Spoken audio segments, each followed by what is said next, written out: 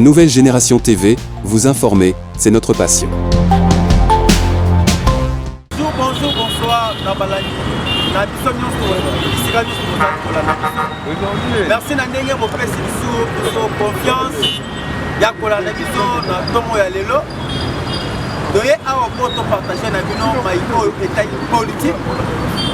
Je me présente d'abord na ba oyo bayebi ngate na ba oyo bayebi. Oya bino mwana mboka Olivier vraiment.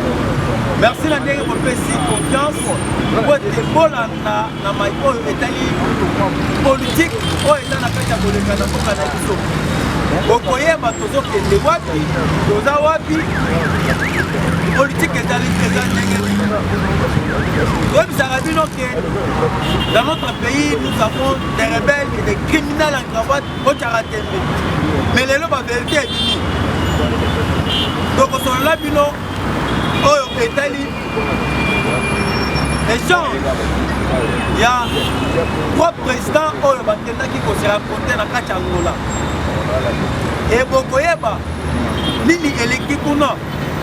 Décision nini tata mokonza ekolo azui parce que batu ebele babengi bazomi tuna pourquoi faut-il soit décision kosolola gagam te mais lelo ake kosolusuna gagam lelo tokopesa bino ba vérité na maiko elekaki kuna na Angola.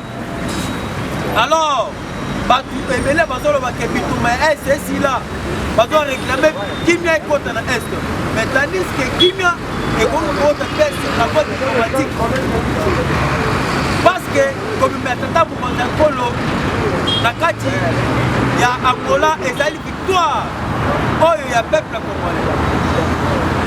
Sans plus tarder nous avons avancé ndenge na uti ko bino na sommet ya émission. Le président de la République omonaki ye na mboka oyo ya Angola ya Jean Laurent. Je ne peux pas oublier qu'on paie ça d'abord mes condoléances à Bangolais, à Bangolais, parce que l'ancien président de Bango Outukodaye, mais c'est Eduardo Santos. Nous avons partagé ensemble Mawa. Nayango, na katia lisolo, tomona ki tata mokonza ekolo, na katia réunion, na sommet de Bengi, sommet tripartite, oh, ils allaient composer na 3 présidents. Tout le monde qui est présent Jean Laurent, tout le monde qui est présent Tshisekedi, tout le monde qui est présent M. Paul Kagame. Alors, avant la réunion et bande, mes chers compatriotes, le président Tshisekedi a fait une interview. Il y a quoi ça Kagame que avant la négociation, j'aimerais savoir qui est derrière le M23. Soit qui Kagame a dit qu'il a derrière M23, mais pourquoi? C'est ça la politique du président Tshisekedi. Tshisekedi a été très prudent et très vigilant. Tshisekedi est allé là-bas pour représenter les Congolais. Et aussi nos FARDC. Kagame a qui pour représenter Banane. Point d'interrogation. Tandis que Kagame a dit non, il a sali souma ya M23. M23 est un groupe. Il y a un Congo, ils ont groupe de Congolais, ils ont revendiqué droit là-bas. Mais en même temps, nous voyons Paul Kagame est allé là-bas en Angola, aller négocier. Il est allé négocier au nom de qui? Point d'interrogation. D'ailleurs, on peut ici. Merci Ebele Batata Mokonza Ekolo parce qu'il a agi sagement. Après ce qui est un message clair, ceux qui ont mis aux alliés M23, là je dois accepter de négocier avec nous. Des fois, il y a Kolonga. Kagame a konimake azali sima ya batomoki. Dans mon négociation est bandaki. On connaît peine à lui. Il y a le président de la République. Babilili Ezali. Le président de la République n'a pas signé l'accès en face. Il y a Kanda. En face, il y a M. Paul Kagame. Mes chers frères, mes chers compatriotes, Oyo Bazali, par politicien par accident. bayoki motema pasi bakomi oya kodifamation bainformation na kati ya mboka baza na kati ya kokosa ke non Tshisekedi est allé là-bas encore signer les accords avec M. Paul Kagame. C'est faux et archi faux. Bamoussou Balobi non Tshisekedi vient d'accepter que a signé un accord M23 bazali groupe révolutionnaire na kati ya Congo. Ezali makambo ya Lukuta. Le président Tshisekedi vient de gagner cette guerre moyennant sa diplomatie. Na makambo oyo eleki kuna na kati ya Angola. Nazo informer bino boye.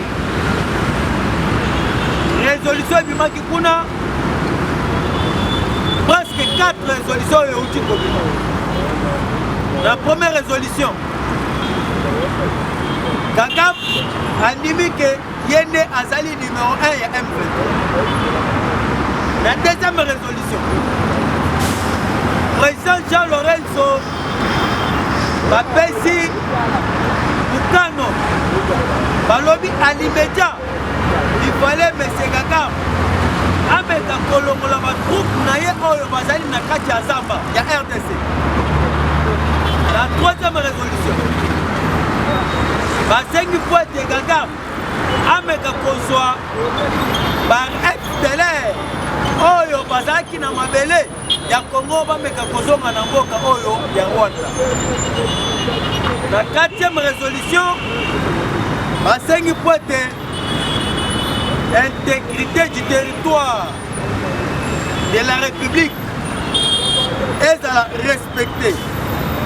C'est ce que je vous dis que Zali victoire diplomatique du président de la République. Parce que ceux qui ont été makambo eleki na Angola bato ebele bakanisi que Tshisekedi azali lâche. Non, Tshisekedi n'est pas lâche. Le président Tshisekedi azali déterminé, azali toujours au bout et moulin. Il y a aussi ce qui maintenant, mes chers frères, vous devez comprendre ce qui est là où il y a une résolution on a éliminé la carte à Angola. Pose-toi une question. Est-ce que Kagame doit accepter d'obtempérer la résolution où il y a une Angola? Je ne pense que non. Et pourquoi? Surtout au temps de la résolution, les exercices moko ya makasi. Exercice moko ya makasi parce que Kagame akotikala te kondima azwa bagroupe rebelle ya FDLR aintegre bango na azongisa bango na kati ya Rwanda. Parce que tu as vu que Kagame c'est un dictateur. Dès que Kagame est un dictateur, à condimenter, pour être le oyo, ameka koza ba FDLR azo na mboka. Parce que batouana bazali batou abikolo ya Biarimani. Lorsque nous avons une voix na histoire, lorsque Kagame a pris le pouvoir na kati ya Rwanda, akendaki plus loin pour bombarder avion ya ancien président ya Rwanda Biarimani. Tant asalaki bombardement ya avion ya Biarimani, Kagame akendaki plus loin kozwa bikolo ya Biarimani ya kobanda kobengana bango, ya kobanda koelimine bango. Nde tomonaki na époque Mobutu ayaki kozwa bato wana kopesa bango mwa eteni ya mabele na kati ya est du pays. Et jusqu'à maintenant, bato wana baza na kati ya kosala effort po ete bazonga na mboka na bango. Maintenant lelo ba résolution ya Angola esengi po ete Kagame azwa bato wana azongisa bango na mabele na bango. Vous êtes sûr que est-ce que Kagame akolima? Je ne pense pas. Parce que kozonga ya bato wana na Rwanda ezali kokwesa régime ya M. Paul Kagame. Mes chers frères, mes chers compatriotes, na ba résolution nyonso wana euti koleka na Rwanda ezali signe fort ya Mukonto Ngolo Fati Beton, ezali victoire ya monene ya peuple congolais. na yango tozotalisa bino na 3e résolution. Est-ce que ozali sûr que intégrité du territoire, parce que balobi que frontière ya Angola ya RDC ezala respecté, frontière ya Rwanda ezala respecté. Soki ozali na Rwanda pana na Rwanda jamais kokota kovioler frontière ya moninga te. Ezala mpe RDC ozala na RDC kovioler mpe frontière ya moninga te. Est-ce que Rwanda doit accepter? Je dis que non. Parce que tomoni na kati ya est économie ya Rwanda ezomata moyena est de la République. Lelo économie ya basociété minene oyo ezali na kati ya Rwanda ezomata kati ya l'est du pays. Na yango mes chers frères, Rwanda ndenge aza wana azojoue kaka jeu ya ping-pong. Croyez que bazali malin, mais bazali malin. Nous sommes maintenant autant il y a une déclaration. Il y a ministre des Affaires étrangères rwandais, mais ça, Vincent Biruta. Parce que de l'autre côté, il y a comme un lobby Magamoussous. De l'autre côté, Vincent Biruta a lobby Magamoussous. Avant de côté la déclaration, il y a M. Paul Kagame. Donc, on met dans la déclaration, il y a ministre des Affaires étrangères rwandais. À l'issue de la rencontre tripartite de Luanda et une feuille de route avec objectifs clairs et activités à mettre en œuvre par différents partenaires. Ni accord, ni cessez-le-feu n'ont été signés. La désinformation, le populisme sabote l'objectif de paix en RDC. Vincent Biruta, ministre rwandais des Affaires publiques. Selon ces messieurs rwandais, mais c'est Vincent Biruta. Lobby, à cela qui n'a pas média, il a cessé le fait, ni encore de paix. Et ça qui signait la carte ya rayon ya tripartite oyo elekaki na mokolo ya Rwanda. Alors, de l'autre côté, touti komona M. Paul Kagame na France 24 auti koloba parce que Kagame amekaki un peu kodejouer plan ya kolakisa bato ke azali na kati ya makambo ya mama ya mafiete ya insécurité ya kati ya sécurité. Parce que Kagame ye moko mis accusé déjà officiellement au monde. C'est lui qui est le numéro 1 et M23. C'est lui qui est pas à la base de l'insécurité qui sont à l'est du pays. Mais au moins le ministre des Affaires étrangères a de mentir, aucun accord n'a été signé ou bien un cessez-le-feu n'a été signé dans la carte à Londres. Mais comme on a su que Kagame a écouté officiellement. Selon Paul Kagame, contrairement aux allégations avancées de son ministre des Affaires étrangères, ce matin, le président Paul Kagame a bel et bien parlé de l'accord de cessez-le-feu conclu cette semaine avec son homologue congolais pour tenter d'apaiser les intentions entre les deux pays. On a Ezraki, M. Kagame, devant France 24. Kagame a outil qu'on fait sa message à Koloba Pointe. Na kati ya Rwanda résolution et puis marqué Ezraki a cessé le feu na accord ya kimia na kati ya est de la République. Bah comment qu'il y a une contradiction? Parce que tu as vu que d'ici la régime ya Kagame ezokoya. Contradiction parce que biso nyonso toyebi ba carte ya bamindele ba occidentaux bazalaka na système ke lelo baye baapuye yo baapuye yo lelo mais lobi baélimine yo bamindele bazoviva moyena leurs intérêts soki lelo baintérêt na bango ezali bazokontinue na yo soki intérêt esili yebake bakoacheve yo Comme preuve, on a la déclaration de l'Union européenne. L'Union européenne va insister.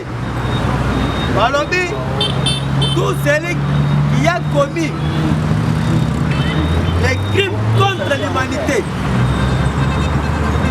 les crimes génocidaires dans la RDC, va suivi par la justice internationale. C'est-à-dire, le président Tshisekedi a coïncidé Saki Gagam. Il y a la force du monde que Gagam a sali derrière l'assassinat. Il y a des compatriotes qui sont dans la est de la République.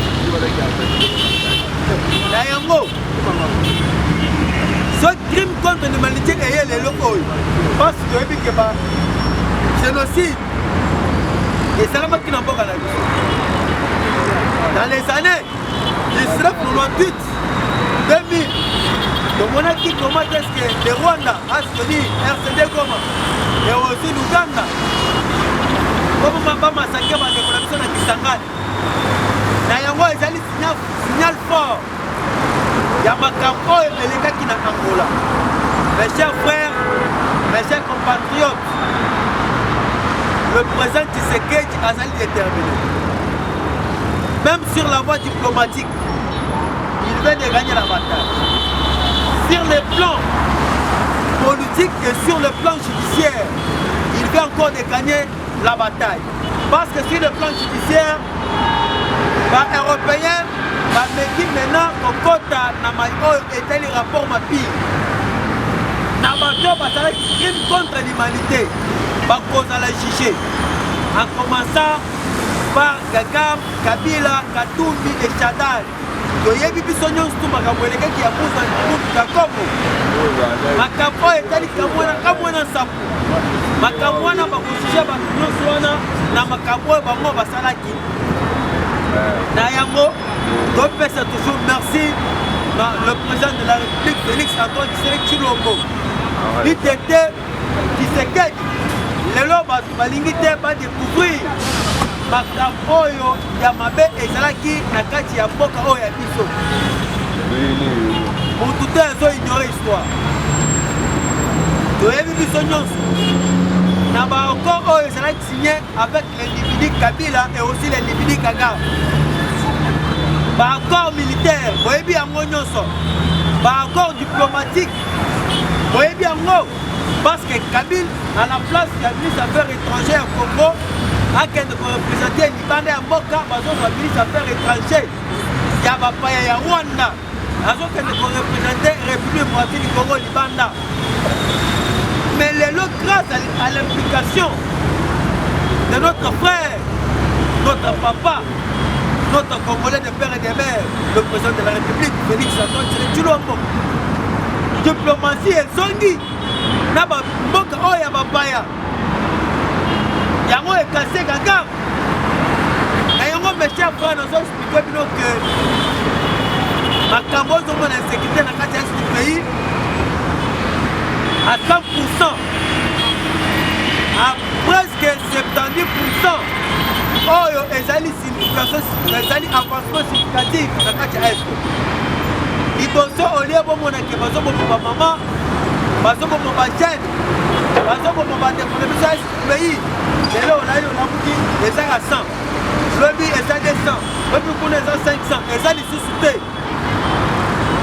lelo biso nde tozoboma barwandais lelo biso nde tozoboma barebele ezali déjà signal fort ya président de la république na yango nazoexite bino kozala nsima ya tata mokonzi ya ekolo kozala nsima ejisila bitume esi wana ezosila ejisila régime ya Kagame ezokweya parce que ntango bato lelo basukiza na kati ya kolobela makambo ya bambanko bambanko wana ifale boyeba bososola conseil de sécurité ezokoagir moyennant la majorité. Maintenant, la majorité est efwandi et plaidé par le non, il fallait pas prolonger à Bamako. Parce que, dans ce qu'on informe, Conseil de sécurité ezalaka na bato oyo tobengi ba décideurs du monde. Conseil de sécurité ezalaka na deux membres. Toza na membre permanent na membre non permanent.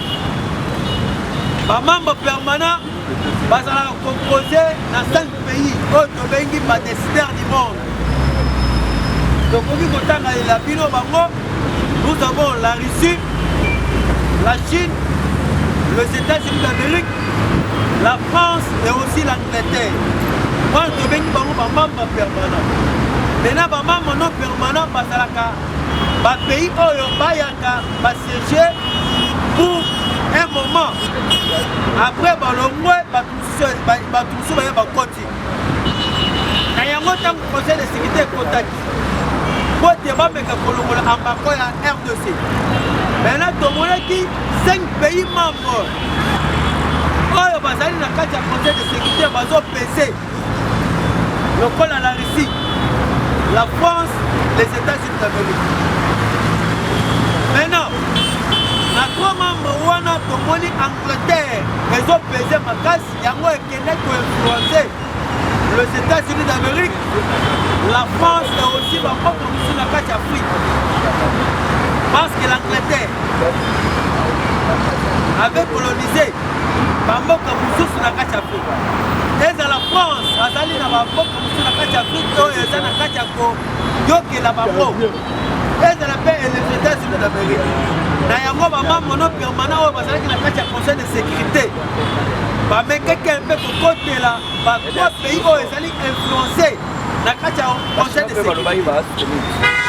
Tout comme tomonaki Mali, tomonaki Russie, Mali na Russie, Mali akendaki kovote kolanda lokolo ya Russie parce que Russie yende aza na kati ya contrôler Mali.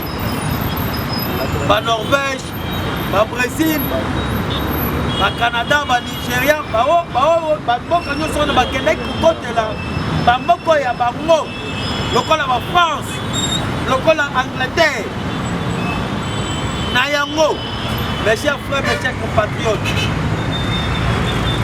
que personne n'ignore l'insécurité qui sont à l'est du pays, ce n'est pas une insécurité qui est due au peuple congolais. Les insécurités ont été formées et pas un régime à Gagam pour copier nos ressources minières. Il y a beaucoup de sociétés dans l'Angleterre. Na kati ya Rwanda, il y a beaucoup de sociétés. Nous avons les multinationaux. Nous avons des partenaires. Nous avons aussi les Américains. Bill Gates, les milliardaires américains, parce que nous avons des sociétés minières. Na kati ya États-Unis d'Amérique. L'Angleterre, on n'en parle pas. La France, on n'en parle pas. Les Arabes, hommes politiques, na kati ya Congo, bazali na ba société minière. Na kati ya Rwanda. Les Arabes ougandais. Nango lelo mes chers frères, bitumba oyo ya Congo, eza bitumba oyo papa Etienne Tshisekedi Tshilombo bakufela. Bitumba oyo ya Congo ezali bitumba ya papa Simon Kimbangu bakufela. Mais lelo oyo tata mokonzi ya ekolo Fatima eto atie kutu na makambo esto bobosana te bato oyo nyonso bayaka na mboka oyo ya biso basempachere basisemaka ya insécurité na kati ya este bakorate bakofwaka. Mais lelo tozwi mwana mboka congolais de père et de mère adie volonté po ete bitumba esesila biso congolais tozali censé ya kosoutenir ye tokozela communauté internationale te parce que biso moko baikongo tozali numéro 1 ya kosala force derrière le président de la République. Comment ça fait-il? Un petit pays, le Rwanda, a connu plus ou moins 90 millions de Congolais. Tandis que le Rwanda a sali à 27 km². Pour m'appeler à Rwanda. Moyennant 15 millions de population. Mais biso d'abord Kinshasa oyo ezali mboka monene. Na Kinshasa awa tozali na 17 millions à 16 millions de population. Rwanda bilaki bikoki guerre eza awa kisila Rwanda ezochute parce que sanction économique oyo tata mokonzi ekolo apesaki Rwanda ça pèse beaucoup. Même pour faire la guerre Rwanda kokoka te. Rwanda n'a pas de l'argent pour faire face avec nous. D'ailleurs mes chers frères, mes chers compatriotes, malgré makambo eleka na mboka tozali mpo topesa bino basambo outi kolanda gouverneur de la ville mais c'est Chantili Ngobila auti kosenga po ete babanda koidentifier tous les résidents, tous les étrangers oyo bazali na capitale ya Kinshasa. Tomonaki déjà lobi un étranger mais c'est belge akenda déjà kose identifier po ete bameka koyeba esika azofana. Tomoni de l'autre côté fait ce que nous appelons la Fédération des entreprises du Congo. Ezali dirigé par Albert Yuma. Bango bakomo s'opposer po ete bameka kosala identification te na barésident étranger oyo baza na kati ya mboka na biso. Ezolekela ngai bakongole oyo bazali libanda baza na kati ya koidentifie bango kotikala komona te bazoya kotelemela bainstitution ya libanda mpo bapase na identification ya baétranger.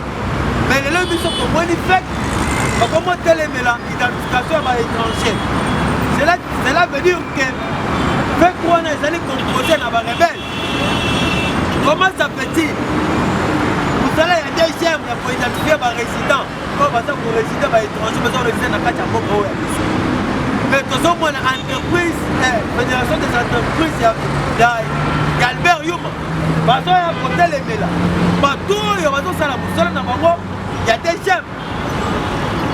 C'est pour cela que tozotele pas gouvernement congolais ameka kosimplike na dossier oyo.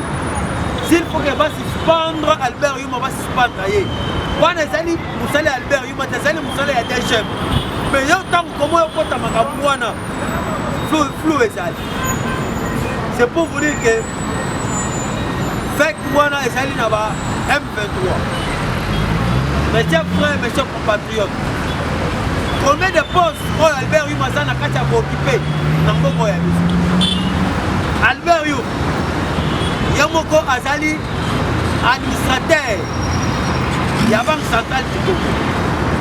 Albert Yuma ye moko azali PCA ya Jekami, CPA ya Jekami. Albert Yuma ye moko azali président ya Fédération des entreprises du Congo. Albert Yuma ye moko azali partenaire numéro 1 ya société ya Egal.